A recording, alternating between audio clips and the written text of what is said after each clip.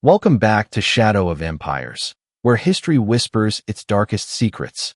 Before we begin, if you're drawn to the forbidden stories that official records tried to erase, hit subscribe and turn on notifications.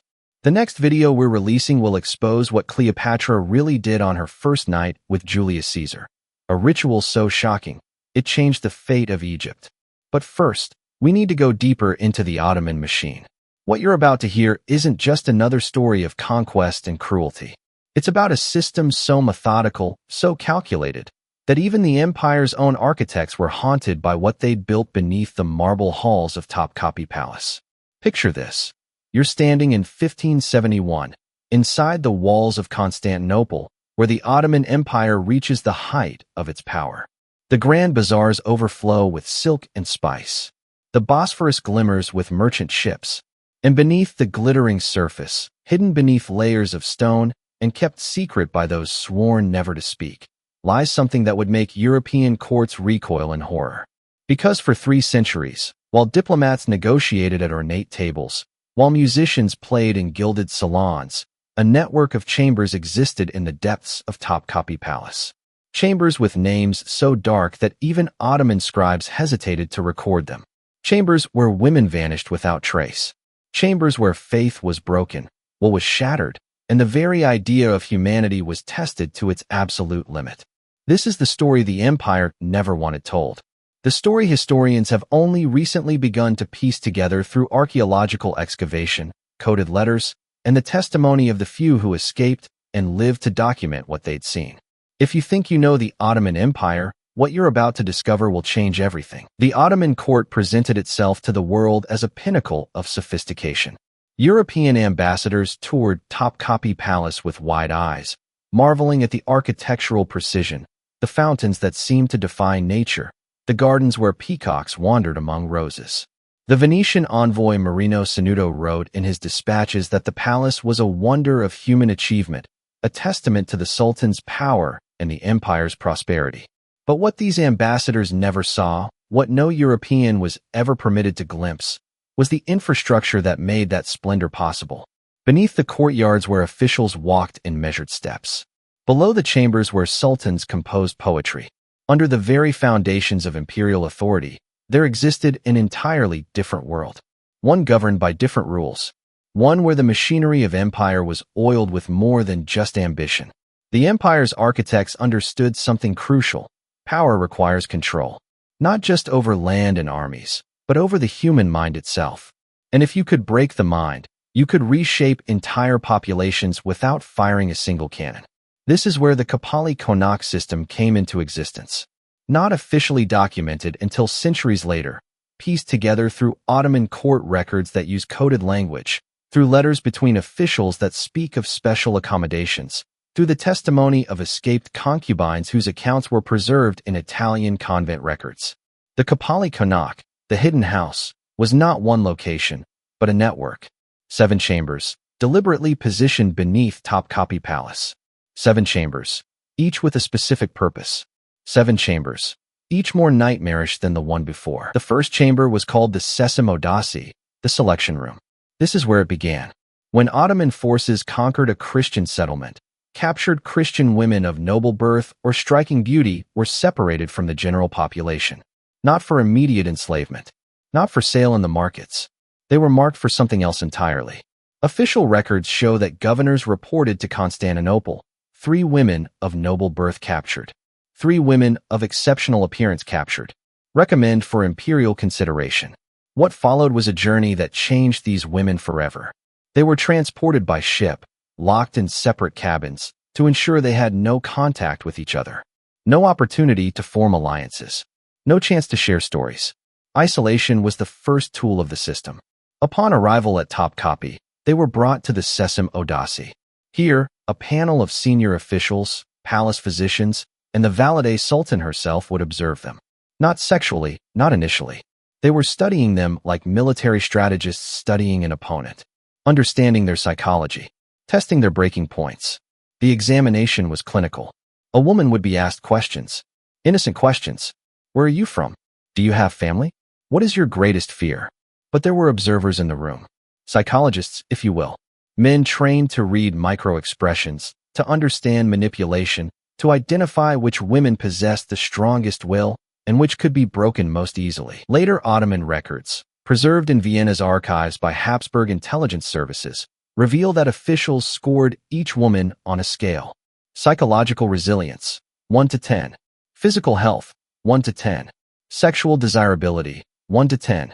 Likelihood of conversion, 1 to 10. Women who scored high on resilience and low on conversion potential were transferred immediately to the deeper chambers. Because the empire had a philosophy about difficult cases, the harder the will, the sweeter the breaking. Let me walk you through what archaeologists have now confirmed beneath Topkapi's foundations.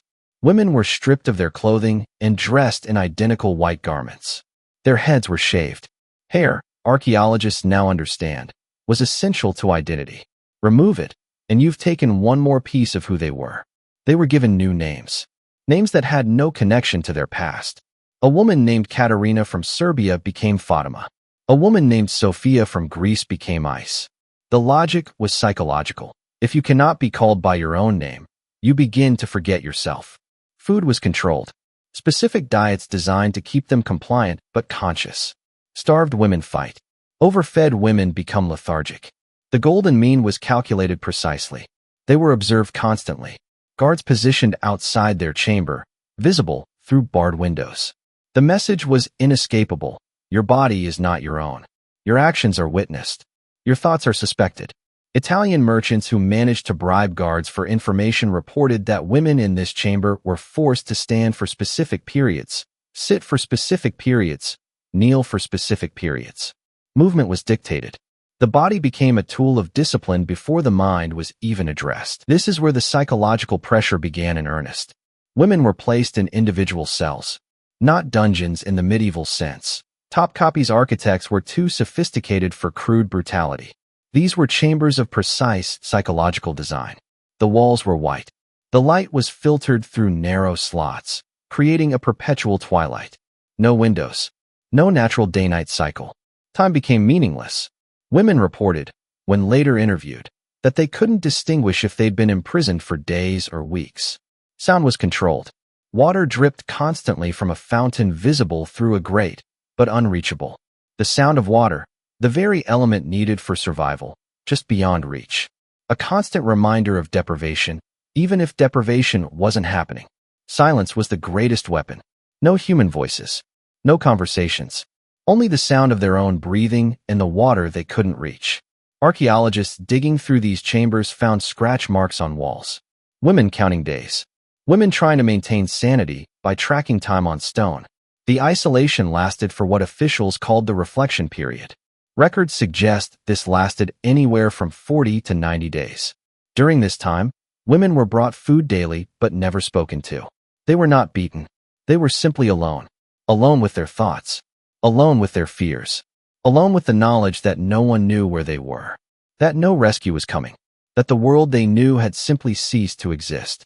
Medieval psychology texts preserved in Vatican archives describe what happened. Women in isolation begin to invent conversations with themselves. They begin to hallucinate. They begin to question their own memories. Was my family real? Did I imagine my home? Am I already dead? The empire understood what modern psychologists would later confirm. Isolation is more devastating than physical torture. You can survive pain. You cannot survive the dissolution of your own mind. After isolation came indoctrination. Women were brought to a chamber where Islamic scholars would spend hours, sometimes entire days, in theological debate with them. The purpose wasn't to convert them through argument. Argument could be resisted. The purpose was to dismantle their faith through exhaustion and despair. A scholar would present Islamic theology. A woman would offer Christian counterarguments, citing scriptures. The scholar would respond.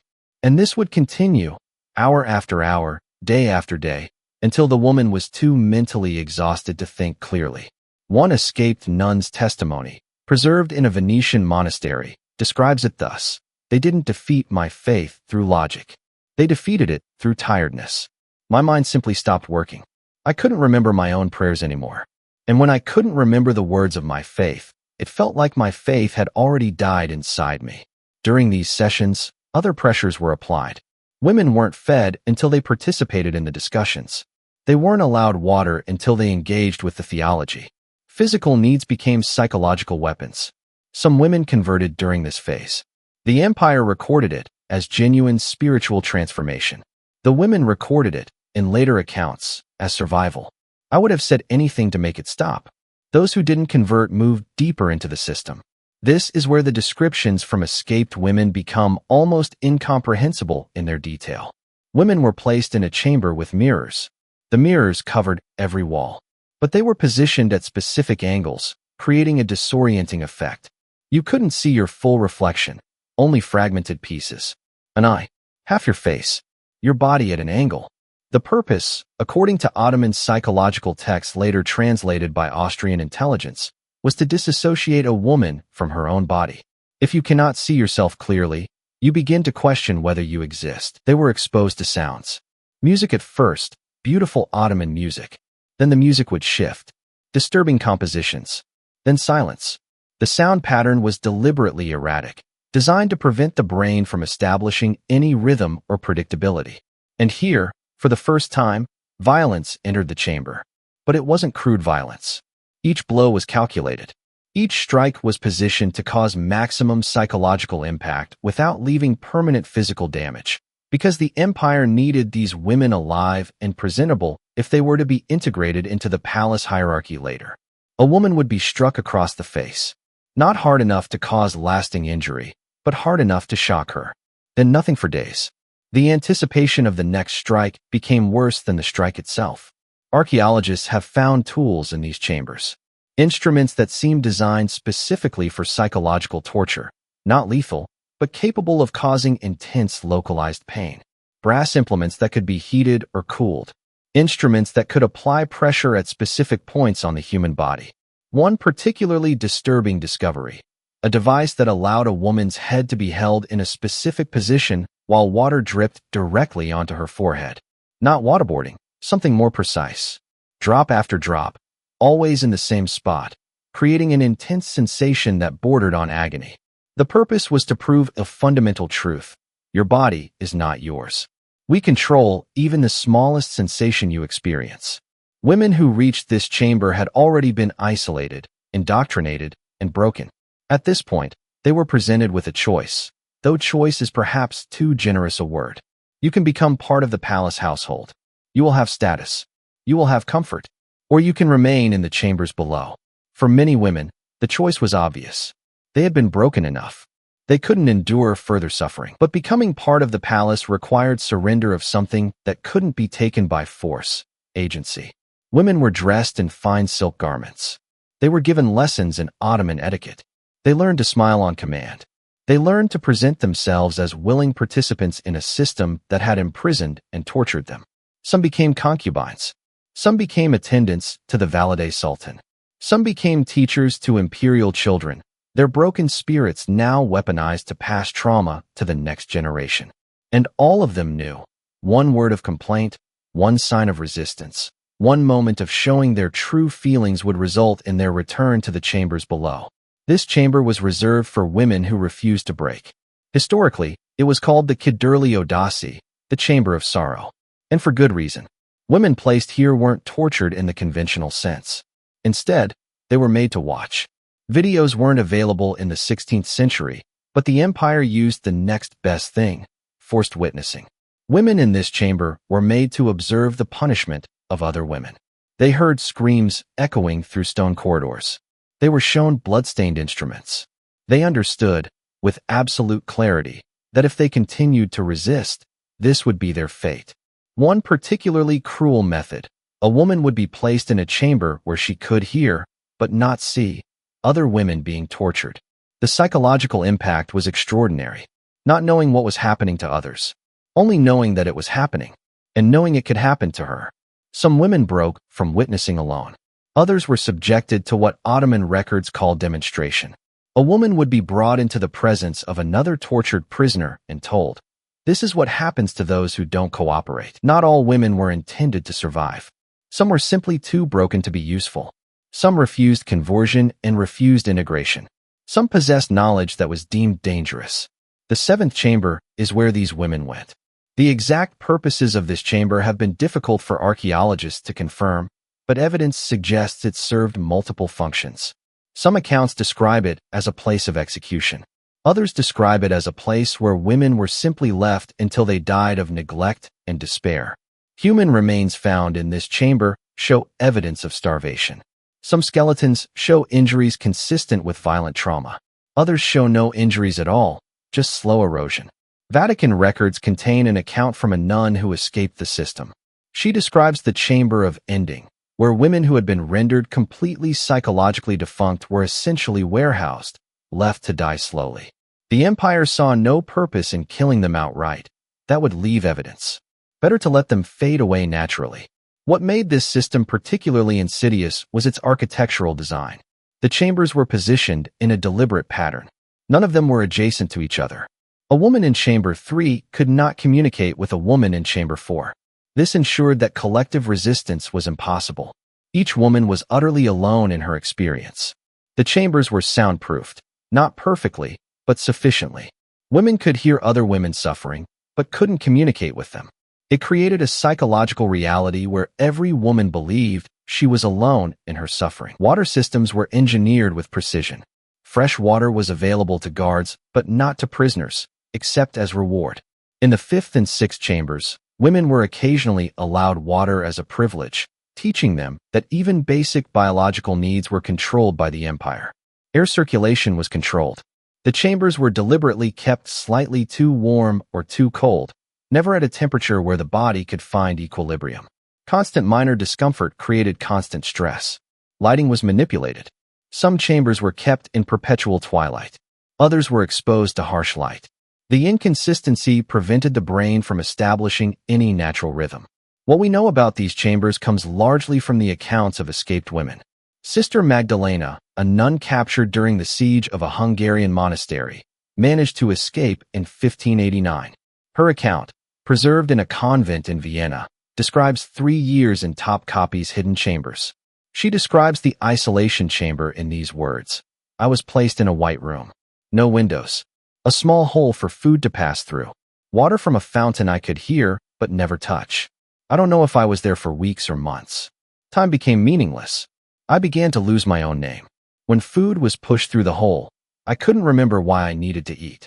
The person I had been simply ceased to exist." On the Indoctrination, they brought scholars. For hours, I think hours, maybe days, they argued theology with me.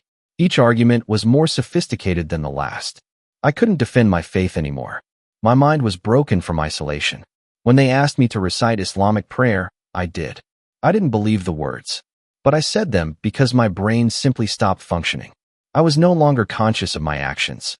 On the will breaking, the mirrors showed me fragments of myself. I no longer recognized my own face. When they struck me, it felt like they were striking someone else. I had dissociated entirely from my physical form. The pain felt distant. I felt like a ghost watching someone else being tortured.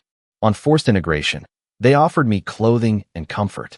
They said I could have status in the palace. I accepted because I was broken. But I understood the truth. This wasn't mercy. This was control through another method. I was a slave with fine garments. I smiled when they wanted me to smile. I spoke when they wanted me to speak. And inside, I was completely dead. Her testimony is corroborated by the account of Maria of Corfu, another escaped woman, whose statement was recorded by the Catholic Church. The Ottoman system wasn't designed to kill us. It was designed to erase us, to make us cease to exist as independent beings. When I escaped, I realized I wasn't the same person who had been captured. My memories felt like someone else's memories. My own name felt foreign. They had accomplished something worse than death.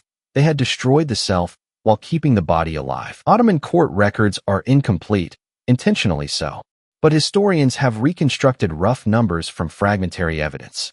Between 1453, the conquest of Constantinople, and 1683, the end of Ottoman expansion into Europe, Ottoman forces captured tens of thousands of Christian women.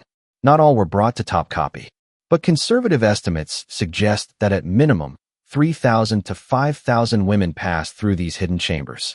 Some sources suggest the numbers were far higher. What happened to these women varied. Some were eventually released or ransomed. Some were married off to Ottoman officials as part of diplomatic arrangements. Some escaped or were rescued, but many simply vanished. Their names were erased.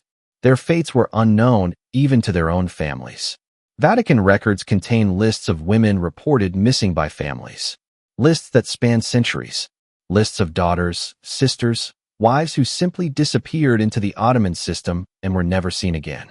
The hidden chambers of Topkapi Palace represent something crucial for understanding how power actually functions. They show that true dominance isn't just about military might or economic control.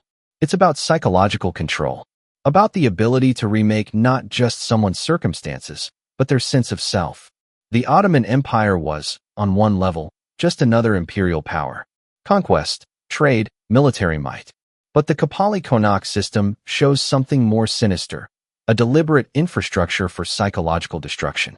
A system built into the very foundations of imperial power. And the horrifying reality is that this system worked. Women emerged from these chambers broken in ways that lasted lifetimes. They internalized the system. They became complicit in their own oppression. They transferred trauma to their children and students.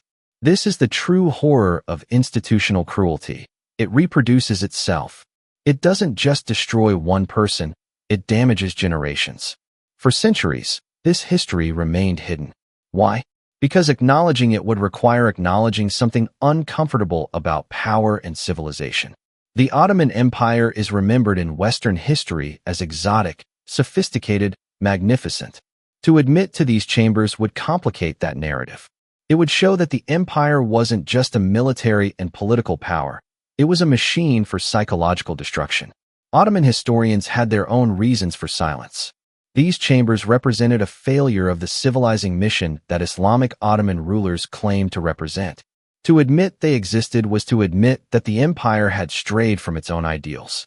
And women who escaped, their voices weren't preserved in the official historical record. Female testimony wasn't valued. Their accounts were filed away in convents and diplomatic archives, buried in languages and formats that made them inaccessible to mainstream history. Only in recent decades, with modern archaeology and the translation of primary sources, has this history begun to emerge. What archaeologists have uncovered beneath Topkapi Palace is haunting. Beneath layers of Ottoman construction, they found 7 distinct chambers. Chemical analysis of the walls shows traces consistent with torture, blood residue on stone, marks from restraints, scratch calculations where women were counting days. In one chamber, archaeologists found fragments of religious iconography, Christian crosses that had been deliberately broken and buried, not scattered, but carefully interred, as if someone was trying to hide evidence. In another chamber, they found what appeared to be a proto-sound system, stone conduits that seemed designed to carry sound from one chamber to another. This corroborates the testimony of escaped women who described hearing other women screaming without knowing where the screams were coming from. DNA analysis of remains found in the 7th chamber shows a high concentration of female individuals, many showing signs of malnutrition and violence. Most disturbing, analysis suggests that many of these women had been held for extended periods, years, not months. One skeleton in particular bears the marks of repeated trauma over time, healed fractures on the arms, evidence of old injuries. This wasn't acute torture. This was systematic, long-term abuse. The hidden chambers of Topkapi weren't unique to the Ottomans. Similar systems have been documented in other empires. The Nazis perfected systematic psychological torture. The Soviet system weaponized psychological destruction. Colonial powers across the globe built infrastructure for breaking indigenous peoples. What this suggests is disturbing. The ability to destroy a person psychologically, to erase their sense of self while keeping their body intact, is one of the most powerful tools any power structure can possess. And it's terrifyingly effective, because physical wounds heal, but psychological wounds don't. Trauma reproduces itself through generations. It becomes encoded in family systems, in cultural memory, in the ways communities respond to authority. The women who emerged from Topkapi's hidden chambers were broken in ways that affected not just them, but their descendants. Behind all of this, behind the architecture, the systems, the historical records, were real people, real women with names, real lives. real loves and dreams that were destroyed. We don't know most of their names. History didn't preserve them, but we know they existed. We know they suffered. And we know that the empire went to extraordinary lengths to ensure their suffering would be forgotten. This is why these stories matter. Not because they're sensational, though they are, but because they represent a fundamental truth about how power operates. The most dangerous form of violence isn't the visible kind. It's the invisible kind. The kind that operates in hidden chambers beneath marble palaces.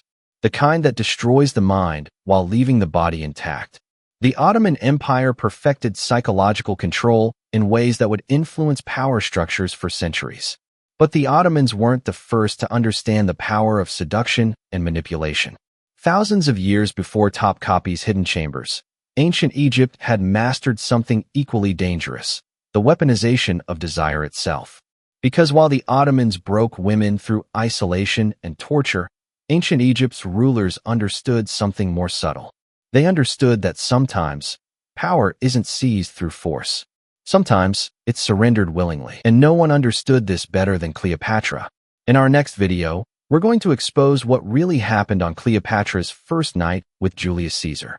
Not the romantic version you've seen in movies, but the actual ritual, the forbidden ceremony, that turned a foreign general into a slave to one woman's will. We're talking about rituals so ancient and so secret that they were nearly lost to history. We're talking about the moment Egypt became Rome's master, not through armies, but through a single night.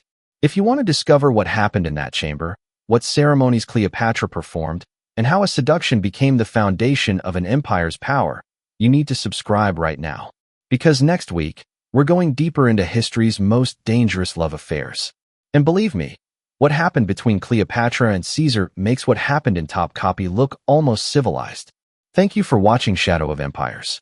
If this video unsettled you, if it changed how you see power and control, please hit like, subscribe, and leave a comment telling us which empire's secrets you want exposed next. We'll see you in the next one.